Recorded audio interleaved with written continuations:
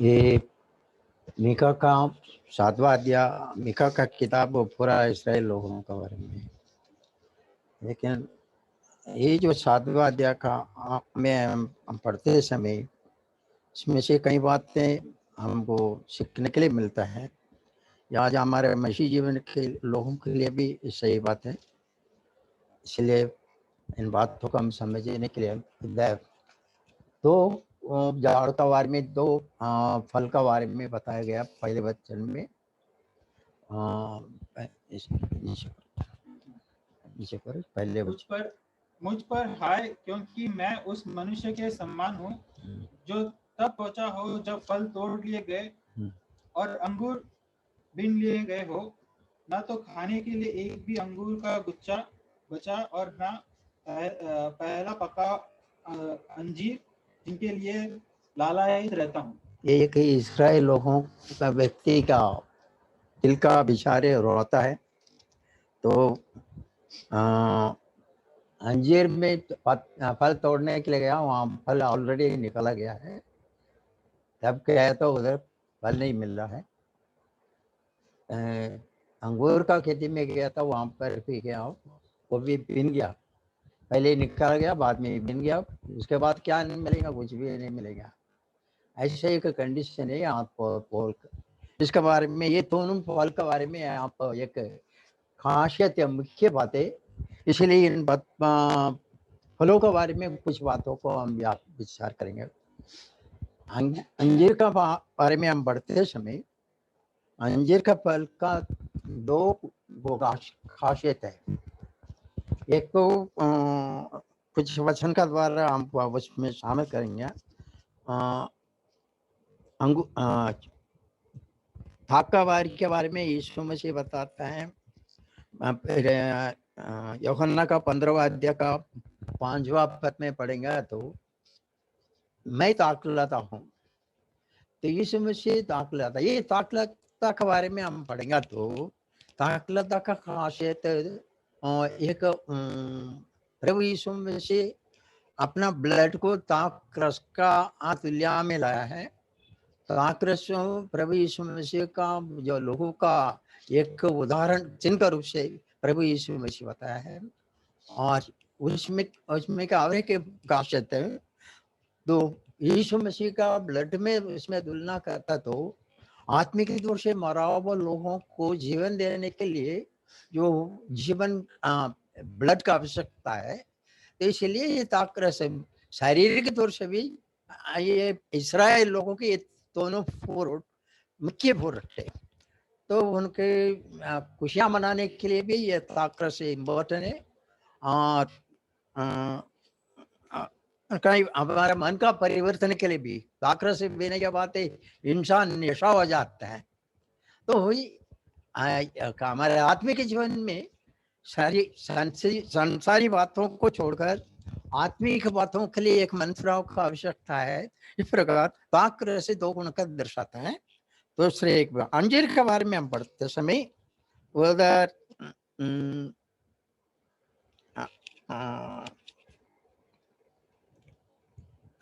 Asia का 38 का 21 पढ़ेंगे। एशिया अपना अपना बाइबल में पढ़िए, हमको इतना पढ़ने के लिए क्या पढ़ेंगे। वहां पर एशिया बोलता है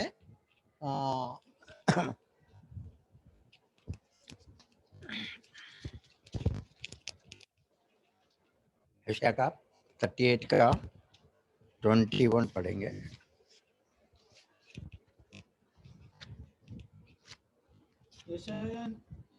यशाया ने तो कहा था, अंजीरों की एक टिकिया बनाकर उसके फोड़े पर बांधना कि वो चंगा हो जाए।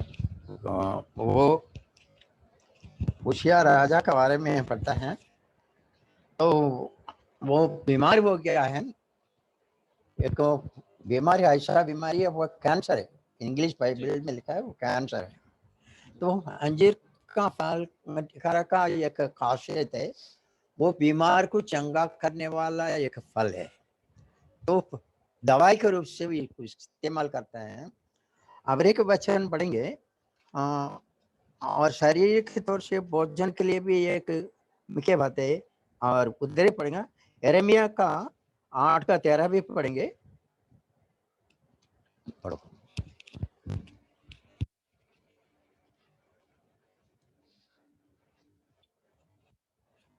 यहोवा की ये भी वाणी है, मैं निश्चय ही सब कुछ झपट लूंगा, उसकी दाखलताओं में कोई दाग नहीं लगेगी, ना अंगूर के पेड़ों पर अंजीर लगेगा, पत्तियां मुरझा जाएगी और जो कुछ मैंने उन्हें दिया है सब कुछ मिट जाएगा। एक कारण क्या है इधर?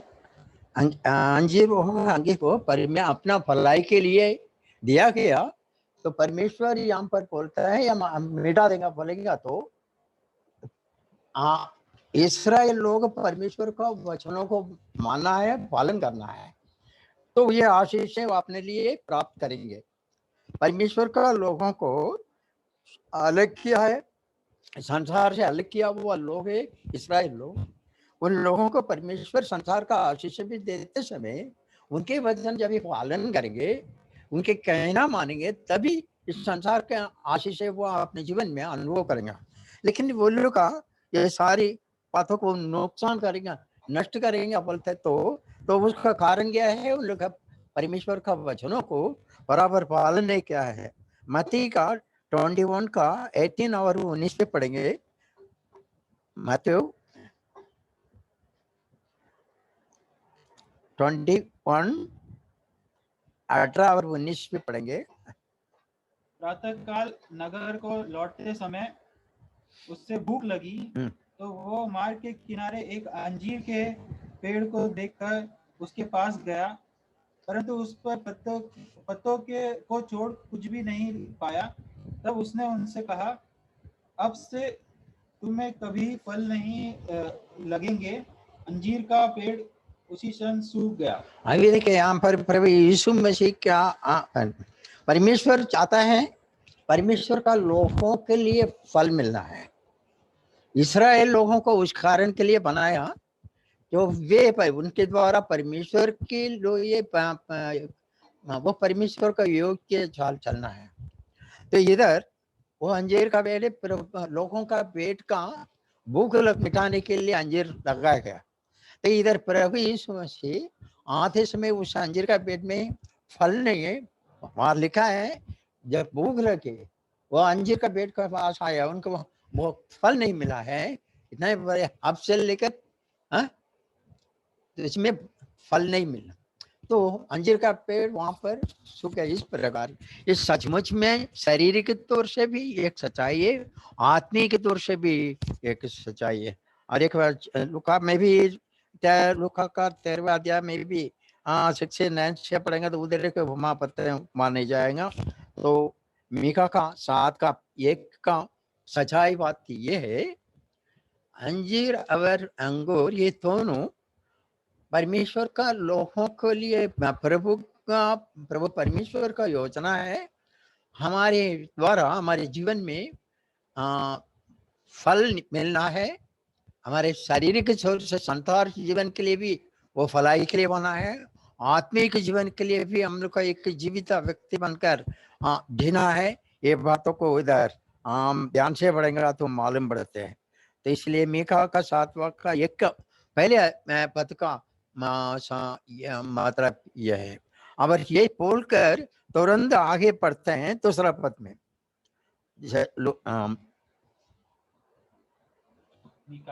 नहीं मीका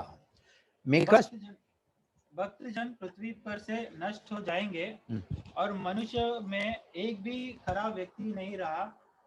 वो सबके सब खून करने के लिए घात लगाए रहते हैं और एक दूसरे के लिए जाल बिछाते हैं। देखिए यहाँ पर ये क्या पढ़ता है, भक्त जन पृथ्वी पर से नष्ट हो गया है। परमेश्वर का बनाया हुआ लोगों का अंदर, चुना हुआ लोगों का अंदर ऐसा हालत कैसा हो गया है। अभी परमेश्वर का विचार के अनुसार भला चलना था, वे लोगों का हालत अभी क्या हो गया है। भक्त जन पृथ्वी से नष्ट हो गया है और मनुष्य में एक भी खराब व्यक्ति नहीं रहा। पता तुम परमेश्वर का कार्य के लिए, जिस कार्य के लिए परमेश्वर ने सुना है उनका अंदर सब नष्ट हो गया है। अब उधर एक भी नहीं बोलता है, एक भी नहीं बोलेगा तो अब उधर एक मुख्य बात ये है, परमेश्वर का कार्य के लिए एक भी व्यक्ति ने सबके सब में बिगड़ गया है। तो ये बिगड़वा लोगों को क्या करना है, अभी प्रभु का पास आना है। मार्क 12 का 29 आवर 12 का 29 से 31 पढ़ेगा। मार्कुस 12वें अध्याय। यीशु ने उत्तर दिया, प्रमुख आज्ञा यह है, हे इस्राएल सुन, प्रभु हमारा परमेश्वर एक ही प्रभु है, और तू प्रभु अपने परमेश्वर से अपने सारे हृदय और अपने सारे प्राण, अपनी सारी बुद्धि और अपनी सारी शक्ति से प्रेम करना। और 31 और दूसरी यह है, तो अपने पड़ोसी से अपने समान प्रेम करना, इससे बढ़कर कोई और आज्ञा नहीं। इधर क्या बोलता है, प्रभु परमेश्वर का योजना है, जैसा तुम अपने ऊपर प्रेम करते उस प्रकार अपने पड़ोसी से प्रेम रखना। अभी मीका यहाँ पर क्या बोलता है, मीका का में मनुष्य में है एक भी खरा व्यक्ति नहीं रहा, वो सबके सब खून करने के लिए हाथ लगा ये रखते हैं और एक दूसरे के लिए चाल बिछाते हैं। मतलब जितना भी लोग है परमेश्वर का चुनाव लोगों के अंदर एक भी प्रभु का कार्य के लिए नहीं, आपस में एक दूसरे को चाल लगाते हैं, हाथ लगाता है, कारण सबको पकड़ना है, सबको नष्ट करने वाला है और कोई भी बचाने वाला नहीं है। तो ये यीशु मसीह उसके बारे में ये बोलता है, तो अपने में किस प्रेम रखते हैं उस प्रकार अपने पड़ोसी में से प्रेम रखना। तो सचमुच में परमेश्वर का योजना किधर है, लोगों का परमेश्वर का चुनाव, लोगों का विचार किधर है।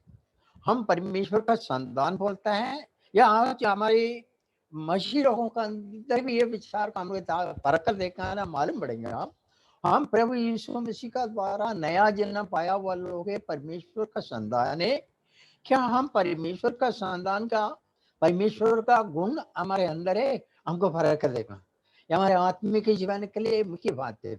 और हम नहीं तो हम उस इस्राएल लोगों का संबंध में हम बन जाते हैं। इस्राएल लोग को एक दूसरे को कातल रखाता है, एक दूसरे को मारने वाला व्यक्ति है, एक दूसरे को पहुंचाने वाला व्यक्ति नहीं है।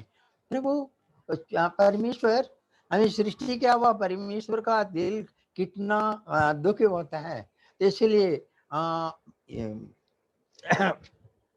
मार्कुस का 12वें अध्याय में 29 से 30 तक पढ़ते समय, 31 तक पढ़ते समय विश्वास के बारे में वहां पर लिखा है पूरा शक्ति पूरा वो वचन तो फिर से पढ़ो। यीशु ने उत्तर दिया, प्रमुख आज्ञा ये है, हे इस्राएल सुन, प्रभु हमारा परमेश्वर एक ही प्रभु है, और प्रभु परमेश्वर हमारा एक ही परमेश्वर प्रभु है, और तू प्रभु अपने परमेश्वर से अपने सारे हृदय और अपने सारे प्राण और अपनी सारी बुद्धि से और अपनी सारी शक्ति से प्रेम करना। इधर एक शब्द निकालता है, सारे शक्ति, सारी बुद्धि, ये सारी बात बोलेगा तो परमेश्वर के लिए संपूर्ण तौर से प्रेम करना, संपूर्ण तौर से हृदय देना, पूर्ण तौर से देना। इसलिए प्रभु यीशु मसीह जब हमको उद्धार करते समय हमको पूर्ण तौर से खरीद लिया, पूर्ण नियम का जैसा नहीं है। प्रभु यीशु मसीह अपने प्रिय पुत्र को देखकर, प्रभु यीशु मसीह अपने आप को देकर हमें खरीद लिया है, हमें मोल लिया है। हम उस प्रभु का है, हम उसके संतान है, उसके कार्य के लिए हमें सृजा क्या है, नहीं तो खरीद लिया है, हम उसका है बोलेगा तो क्या इसलिए इस परिदाबा ये जो संतानों का अंदर उनका क्वालिटी बना है, हम उसके जैसा क्वालिटी हमें हमारे हृदय में होना अवश्य है। यीशु मसीह इस कार्य के लिए हमें खरीद लिया है। पुराने नियम का लोगों को इंतजार किया था, उसके लिए बहुत सारा काम परमेश्वर ने मेहनत किया था, कुछ बन नहीं पाया। तो इसलिए प्रभु यीशु मसीह को संसार में देकर, अपने प्रिय पुत्र को हमारे लिए देकर हमें बचा लिया, बचने के लिए हमारी उसके समानता में बनने के लिए एक कार्य किया है। तो यूहन्ना पहले यूहन्ना 1 का पहले वचन 3 का 1 पढ़ते हैं हम, बढ़ते हैं।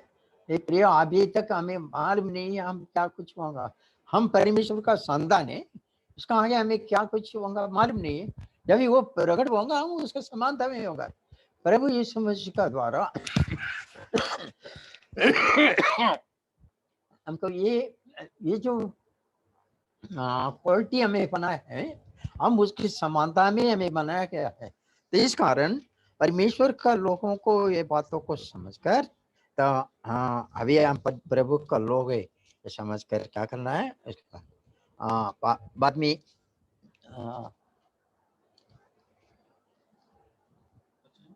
दूसरा में पढ़ो। भक्तजन पृथ्वी पर से नष्ट हो गए हैं। नष्ट हो क्या है? और मनुष्य में एक भी खराब व्यक्ति नहीं रहा। एक भी नहीं बोलेगा तो उसका मतलब ये इस्राएल लोगों का अंदर ऐसा व्यक्ति है ही नहीं है परमेश्वर का चुना हुआ। और वो सब के सब खून करने के लिए घात लगाए रहते हैं। खून करने के लिए हर एक व्यक्ति का दिल में खून करने का विचार है, और घात लगाया बोलेंगे तो क्या बोलते हैं, छुपा के बैठा है और जाल लगाया है एक दूसरे को पकड़ने के लिए ना। हाँ पकड़ना है, पकड़ के क्या करना है, जाल लगाया है और उसको फंसेगा, कभी फंसेगा उसको पकड़ने के लिए हाथ लगा कर बैठा है। तो इसका मतलब ये संसार के पहले वचन इस्राएल लोगों के लिए, अभी सेकंड वचन में आते समय ये संसार के लिए, सारे पृथ्वी के लोगों के लिए बता रहे हैं। आज पृथ्वी के अंदर कोई भी व्यक्ति ऐसा नहीं है परमेश्वर का लिए। हर एक व्यक्ति अपना अपना उनके में रहते हैं, अपने खुद को सुविधा के लिए जी रहा है, दूसरों का भलाई के लिए कोई संसार में नहीं है। तो ये कहने का मतलब इस्राएल लोगों का अंदर नहीं है, अभी संसार के लोगों का अंदर भी ये विचार नहीं है। संसार ऐसा हो गया है, परमेश्वर अपने चुनाव दुनिया का सृष्टि के पहले यीशु मसीह में चुनाव लोगों के लिए बनाया हुआ ये पृथ्वी, उन लोग ऐसे लोग आज पृथ्वी के अंदर है ही नहीं है। तो इसलिए ये बातों को हमें समझना है। क्या हम उनमें से एक है? हम ऐसी लोग है, हम लोग का उनके जैसा नहीं रहना है। हमारे जीवन में कुछ परिवर्तन और तीसरा परिवर्तन पड़ेंगे। उनके दोनों हाथ बुराई करने में लगे हैं, प्रधान और न्यायी दोनों घूस मांगते हैं। इधर भी एक एक वचन पढ़ेगा। उनसे सबसे उत्तम यानी खून करने के लिए उनके दोनों हाथ बुराई करने में दोनों हाथों में बुराई करने के लिए लगे हैं। दोनों हाथों से बुराई करने के लिए लगे बोलेगा तो अभी इन लोगों को ये दोनों हाथों को क्या करना पड़ेगा? अच्छा काम करने के लिए ये दोनों को मैल धोना पड़ेगा। तो इसलिए प्रभु परमेश्वर अपने पुत्र को संसार में भेजकर उस दोनों हाथों में, पुत्र का दोनों हाथ में इतना भयानक दंड दिया है, केला मारने के लिए दे दिया है। परमेश्वर अपने लोगों को छोड़ा नहीं। ऐसा होने का बावजूद भी इस संसार के लोगों को सुधारने के लिए प्रभु यीशु मसीह को संसार में भेजकर उसको ताड़ना दिया है, पुत्र को भी ताड़ना दिया है, अपने दोनों हाथों को सूली पे मारे जाने के लिए इतना बड़ा भयानक दंड दिया है। पहले बात दो में पढ़ते समय उनका पूरा खोपड़ी का विचार है, सिर का विचार है, वो और दिल का वचन, ये सारी बातों में आते हैं। उसके लिए प्रभु यीशु मसीह को फोड़े मारा गया और कांटों का मुखड़ू लगाया गया।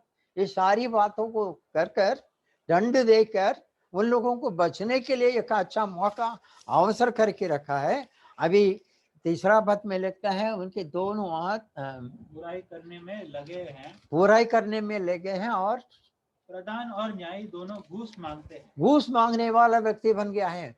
न्यायाधीश घूस मांगते हैं। प्रधान कौन है? देश का प्रधान है। घूस लेने के लिए वो इंतजार करके बैठा है। न्यायाधीश भी बैठा है किसके लिए? घूस लेने के लिए है। कभी मेरे को मिलेगा, मैं इसको न्याय चुकाऊं। भले कितना भी बुरा हो, उनको धार्मिक ठहराना तो क्या करना पड़ेगा? घूस देने से बच जाएगा। ऐसी एक शासन या संसार में चलते हैं। ऐसे लोगों का बीच में हम रहते हैं। तो इसीलिए क्या करना है? आज मसीह लोगों को अंदर ऐसा नहीं होना चाहिए। अभी ये संसार के बारे में बताता है। ये हमको मालूम है पूरे संसार के अंदर, विशेष तौर से हमारे भारत के अंदर घूस देना पीना कुछ भी काम नहीं होता है। हम मालूम है, सारे हम सबको मालूम है। थोड़ा भी घूस नहीं देगा तो आजकल थोड़ा नहीं, बहुत बड़ा बड़ा घूस लेता है। एक बच्चों को कॉलेज में नहीं तो MBA में पढ़ाई करके लिए जाना तो लाखों रुपया, आजकल करोड़ों का बात होता है। इतना खर्चा करके पढ़ाई करना पड़ता है घूस लेने के लिए। न्यायाधीश भी उसके लिए सपोर्ट में, प्रधान भी उसके लिए सपोर्ट में, और उसके जैसा कानून भी बना के रखा है। और घूस मांगते हैं। बड़े बड़े लोग स्वेच्छाचारी हो गए हैं। बड़े बड़े लोग भ्रष्टाचारी हो गया है और वे सब मिले हुए हैं। सब मिलजुल के काम कर रहे हैं। आप उसमें मिलजुल के क्यों काम कर रहे हैं? तुम मेरे के पकड़ के देंगे तो मैं तुमको पकड़वाएंगा। आशा है आज समाज बिगड़ने का कारण यह है, एक व्यक्ति को जो गलत काम करते हैं उसको पकड़ के दे नहीं सकता है। अगर देगा तो वो ये भी पकड़ के देने वाला भी वही हिसाब में आ गया। तो इसलिए एक भी सही व्यक्ति नहीं रहा, खरा व्यक्ति नहीं रहा, सबके सब इसका अंडर में हो गया है। इसलिए हमारी अभी इसको सुधारने के लिए क्या करेंगे? क्या कुछ उपाय नहीं है। प्रभु मदद करें। हम परमेश्वर का संतान है। हम प्रभु यीशु मसीह ने हमें खरीद लाया है, इसलिए हम उसमें से एक नहीं बनना है। प्रभु मदद करें। 4 पढ़ेंगे। उनमें सबसे उत्तम व्यक्ति कटारे हाँ, सबसे उत्तम व्यक्ति वो व्यक्ति बन गया है।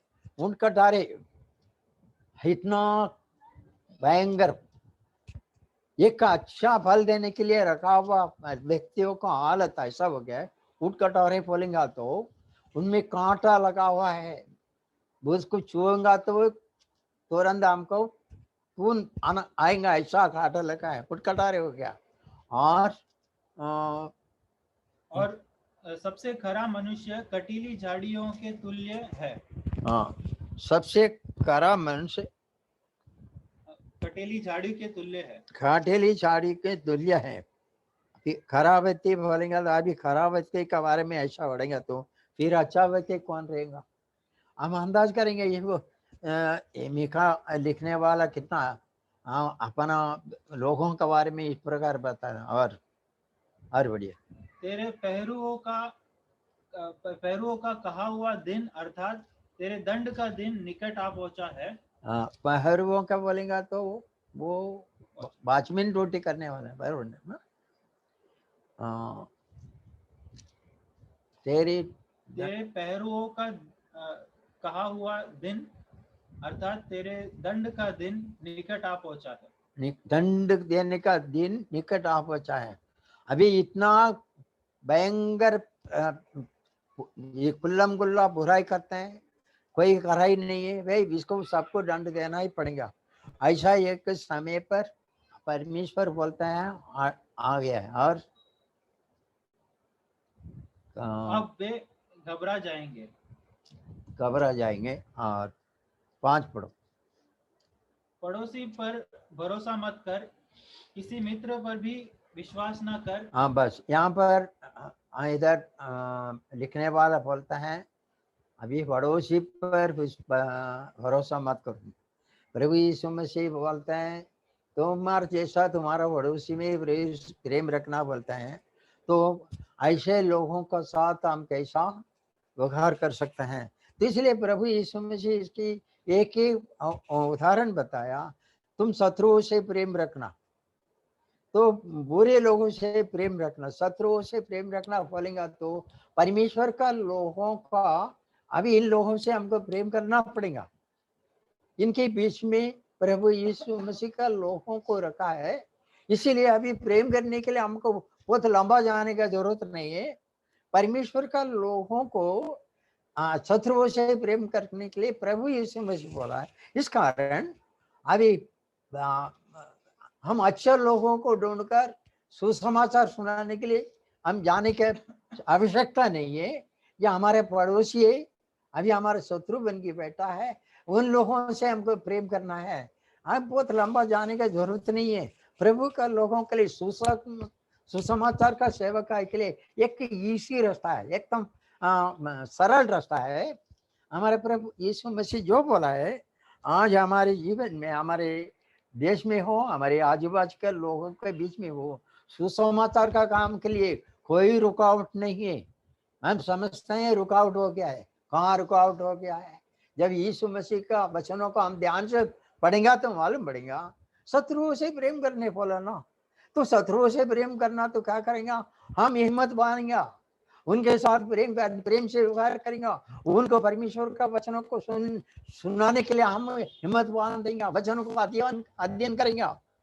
वचनों को अध्ययन करके तो उनके प्रभु परमेश्वर का उस प्रेम को प्रकट करके देने के लिए एकदम सरल रास्ता है। प्रभु बात करें तो अभी एक लॉकडाउन में सारे रास्ता बंद करके रखा है, लेकिन प्रभु का लोगों के लिए रास्ता बंद नहीं है, हमारा रास्ता खुला है। ये मैं नहीं बोलता हूँ, प्रभु यीशु मसीह बोला है शत्रुओं से प्रेम करना, तो अब सब पूरा संसार हमारे विरोधी है।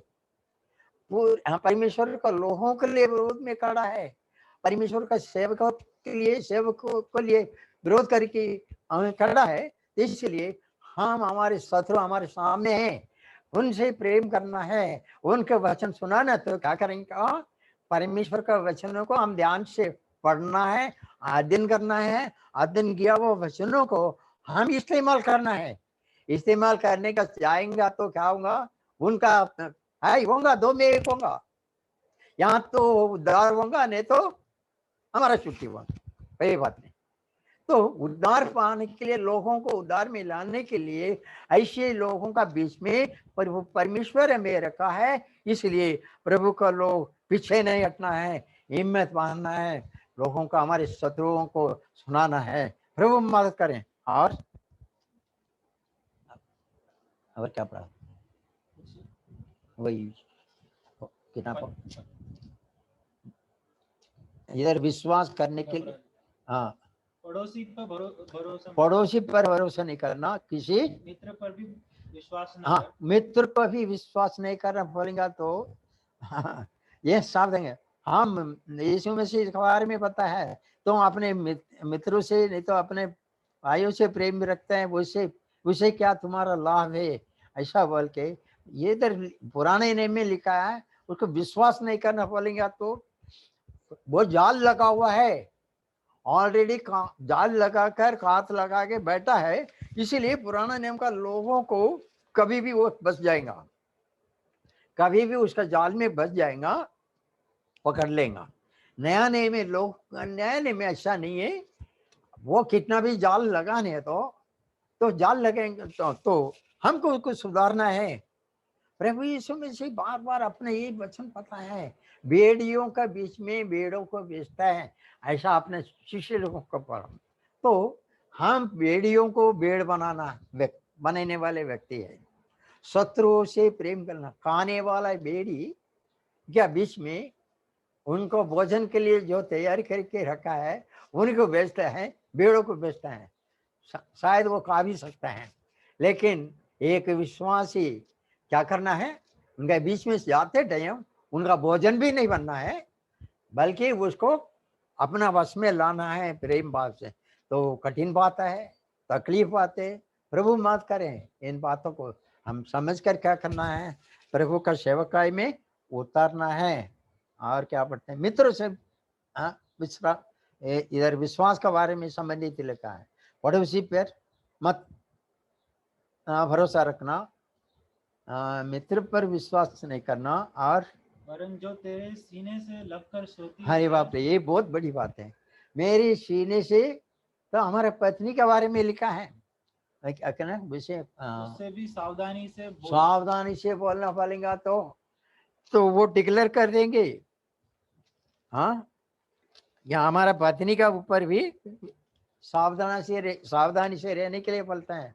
आप कहीं परिवार में ये संभावना है, समस्या है।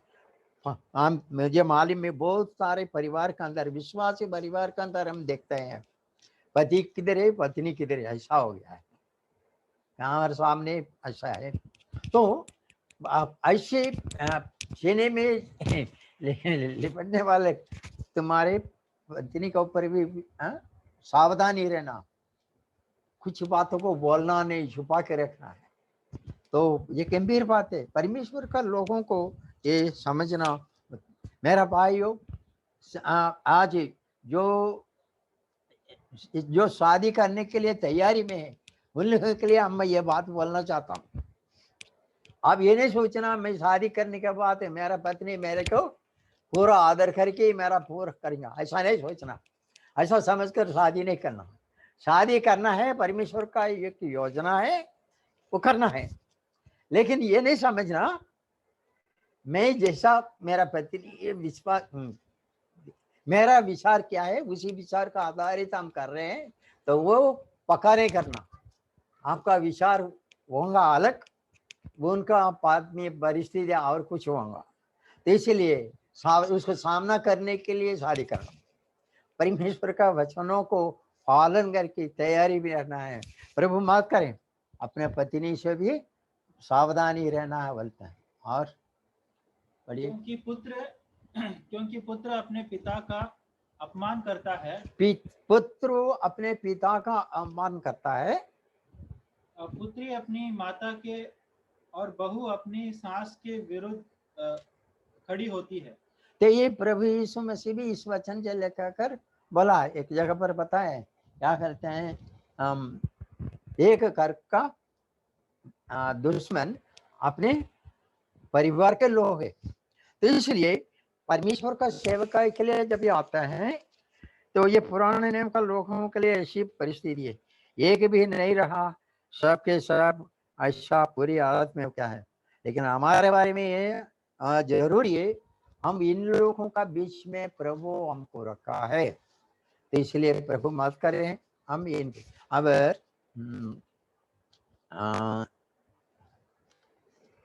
हमारा समय खत्म होने वाला है, मैसेज का 6 पद पड़ेगा।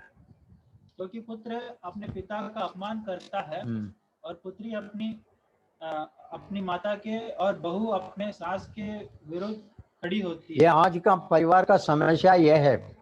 आज ध्यान से पढ़ेगा तो कोई भी परिवार में तो ऐसी परिस्थिति होता है, कितना भी प्रेम भाव से हम पढ़ेंगे तो पालन भोजन करेंगे तो भी, कितना भी प्रेम से हमारे परिवार को परमेश्वर का वचनों का आधारित हम संभालेंगे तो भी परिस्थिति ऐसा हो जाता है। इसलिए परमेश्वर का लोग सावधानी से रहना है, बच के रहना है।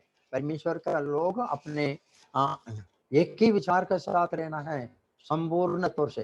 तो जब प्रभु यीशु मसीह का मरकुस का परिवर्तिया में हम पढ़ते समय संपूर्ण दिल, संपूर्ण सामर्थ, संपूर्ण बल, ये सारी बातों को याद करके परमेश्वर पर विश्वास करना है।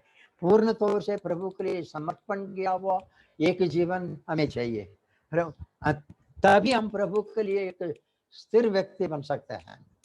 परमेश्वर के लिए स्थिर व्यक्ति बनना तो परमेश्वर का योजना का अनुसार अंजीर का पेड़ ना तो तो ताक लेता बनना तो प्रभु का योजना का अनुसार हमें अच्छा फल लाने वाला अंजीर का पेड़ होना चाहिए, नहीं तो प्रभु वहां पर बोलते हैं प्रभु काटेगा। ये एक लूका का पढ़ते हैं, वो थोड़ा दिन उधर एक किसान को बोलते हैं 3 साल से हम इसको इस पेड़ में मैं फल देखता हूँ, फल का इंतजार करता हूँ, इसमें फल नहीं मिलता है, तो क्या करता है वो प्रभु वो मालिक क्या बोलते हैं, इसे काट डालो बोलते हैं। तो उधर किसान क्या बोलते हैं माल में, वो पढ़ेगा लूका का 13 का 6 से 9 तक पढ़ेंगे। लूका 13वां अध्याय। फिर वह यह दृष्टांत कहने लगा, किसी मनुष्य ने बागबान में एक अंजीर का पेड़ भी लगा रखा था। वह इसे फल ढूंढने आया, परंतु उसे कुछ न मिला।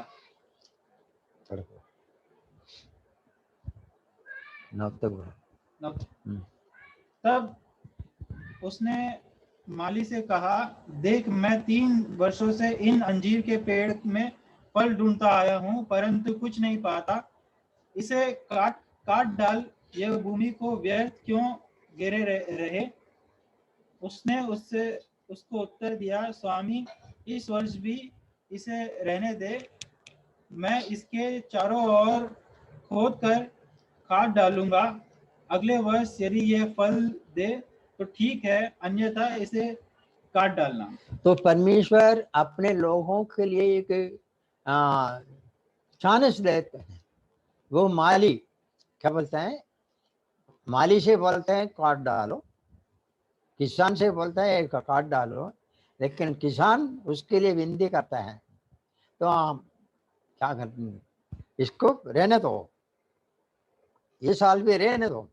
तो सुधारने के लिए एक अवसर देता है। परमेश्वर का लोगों को यदि बिगड़ गया है तो वो फल नहीं लाता है, उनके लिए प्रभु परमेश्वर क्या करता है, अपने दासों का द्वारा एक अवसर देता है, रहने दो, ये फल देने के लिए मैं और मेहनत करूंगा और खोदेंगा, उसमें खाद लगाएगा, खाद लगाकर उसको फल लाने के लिए हम प्रयास करेंगे, मेहनत करेंगे।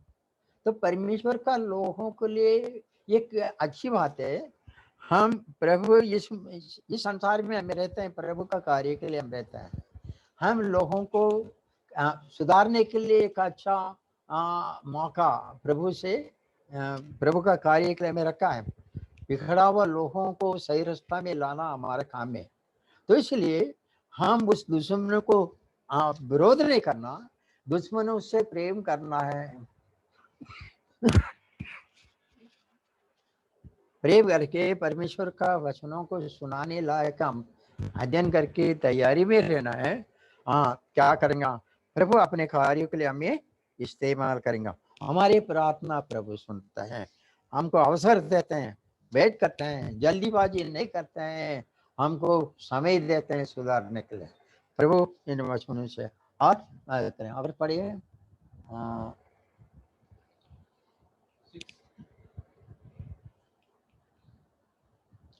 और 7वां 6वां पद और पढ़ो ना। पुत्री अपनी माता के विरुद्ध, बहू अपने सास के विरुद्ध खड़ी होती है, और मनुष्य के शत्रु उसके घर ही के लोग होते हैं। इधर कुछ बात होगा हम 6वां पद में बढ़ते समय, क्योंकि पुत्र अपने पिता का अपमान करता है। कई बार ऐसा होता है, परमेश्वर वो बहुत सारे पिता अपने सर झुका के जाने के कारण पुत्र ऐसा काम करता है। तो इसलिए हमें समझना चाहिए, हमारे ये पुत्र को ही समझना है, पिता क्या करेंगे।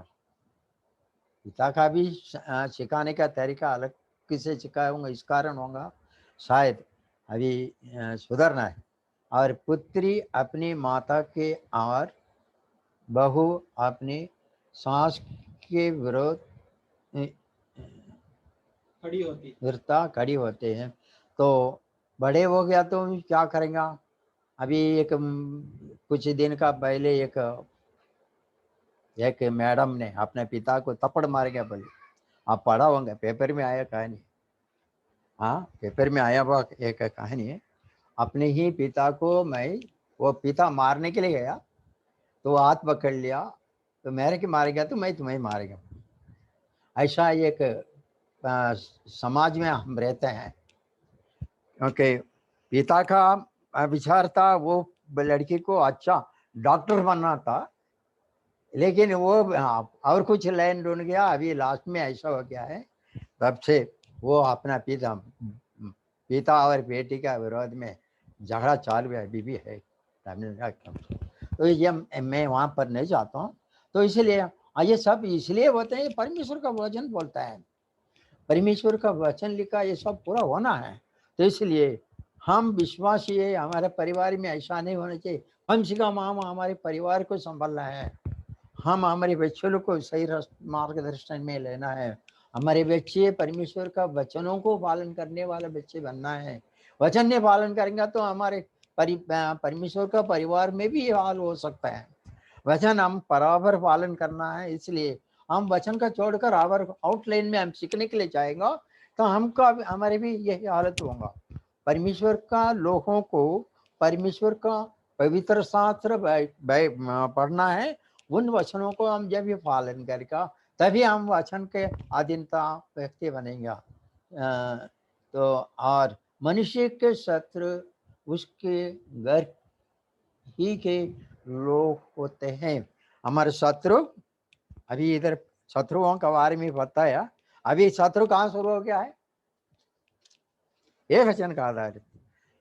हम संसार भर का शत्रु है।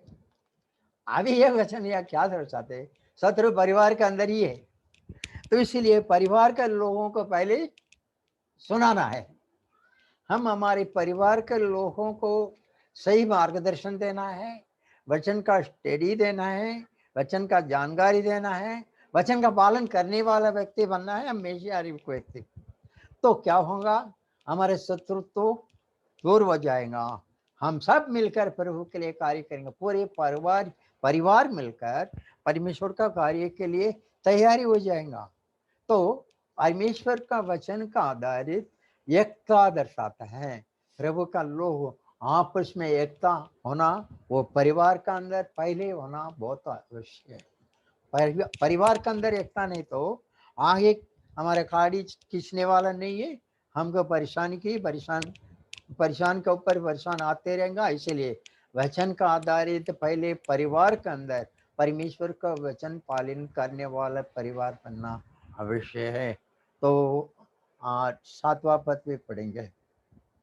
परंतु मैं तो यहोवा की ओर से ही ताकूंगा और उद्धारकर्ता परमेश्वर की बाट जोता रहूंगा। हाँ, इधर ही एक लिखने वाला का एक मुख्य पॉइंट ये है, ये सारी बातों को समस्या मिटने के लिए वो व्यक्ति इंतजार कर रहे हैं, परंतु मैं यहोवा के ओर से ताकूंगा और उद्धार करते परमेश्वर की बाट जोता रहूंगा और मेरा परमेश्वर मेरी सुनेगा। हाँ, मेरा परमेश्वर मेरी सुनेगा।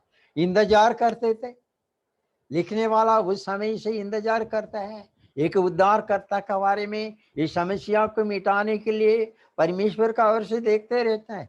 मीका का विचार यह है, हम में इस्राएल लोग बिगड़ गया है, उनको सुधारना तो क्या करना पड़ेगा।